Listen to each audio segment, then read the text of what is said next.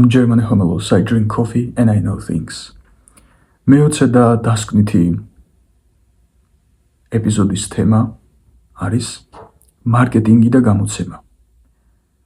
ხშირად ხდება, რომ წიგნს წერენ, დაასრულებენ, მოაწესრიგებენ, რედაქტირებასაც გაუკეთებენ. მოკლედ გამზადებულია დასაბეჭდად, კაი გაგზავნიან ერთ გამომცემლობაში, მეორეში, მესამეში. ან ამობეჭდილს მიიტანენ და ყველა საშოროს, მაგრამ ეს გამომცემლობები უარს ეუბნებიან. ამის გამო თითქოს და ხალის და ენთუზიაზმს კარგავენ ავტორები. და უჯრაში ინახავენ ან კომპიუტერის რომელიმე მიკარგულ ფაილში გადამალავენ ხოლმე. ეს უარყოფა და მე შენ წიგნს არ დავბეჭდავ და ეს ყველაფერი, რომ არ გვაქცევენ ყურადღებას გამომცემლობები, ძალიან ჩვეულებრივი და ნორმალური მოვლენაა. არაფერი არ არის ამაში რაღაც ცუდი ან უკან არ უნდა დაგხვიოს არანაირად. ჩვეულებრივი ბუნებრივი მოვლენაა. მხოლოდ საქართველოში კი არა, სხვა ქვეყნებშიც. ამის გამო მხრების ჩამოშვება და დარდი ნამდვილად არ ღირს, მართლა არ ღირს, რადგან შეიძლება საერთოდ შედევრი დავწერეთ და ამ დანებებით სამუდამო დავიწყებისთვის წირავთ მასაც და შესაძლოა ჩვენს სახელსაც, როცა ჯანსაღი სიჯიუტით ბევრად მეტის საოცრებების გაკეთება შეგიძლიათ. მთავარია ეს ენთუზიაზმის ცეცხლი არ ჩაგვიქრეს. ესეც ბოლომდე ჩვენზეა დამოკიდებული. სხვისი სამოტივაციო სიტყვები და პოდკასტები ვერ გვიშველის მხოლოდ.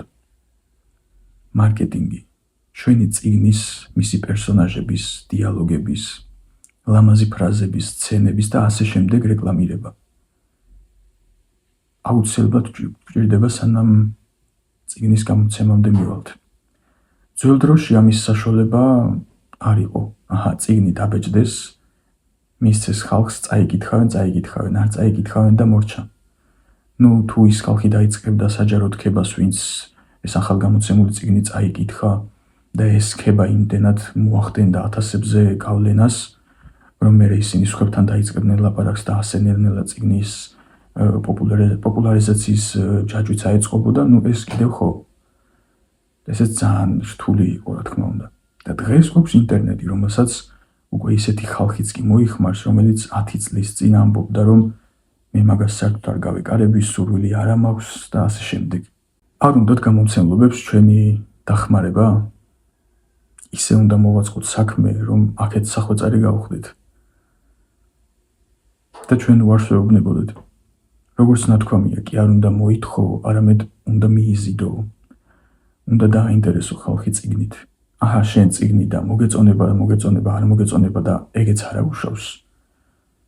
მასე არ ივარგებს, მით უმეტეს, რომ დღეს დრო არის ძალიან დაჩქარებული და ზედმეტად ბევრი რამ ცდილობს ადამიანის ყურადღების მიპყრობას.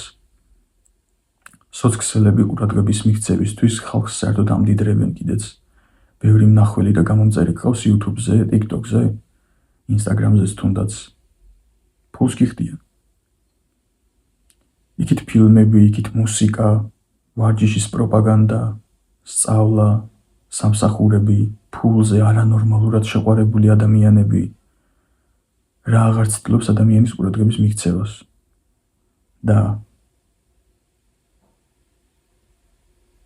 ვიღას რჩება დრო და მუღამი, რომ ხათრით ან თუნდაც პატივისცემით წაიკითხოს ჩვენი წიგნი. ამიტომ უნდა დავაინტერესოთ ადამიანები ჯერ ჩვენი წიგნით და მერე ვცადოთ მისი დაბეჭდვა.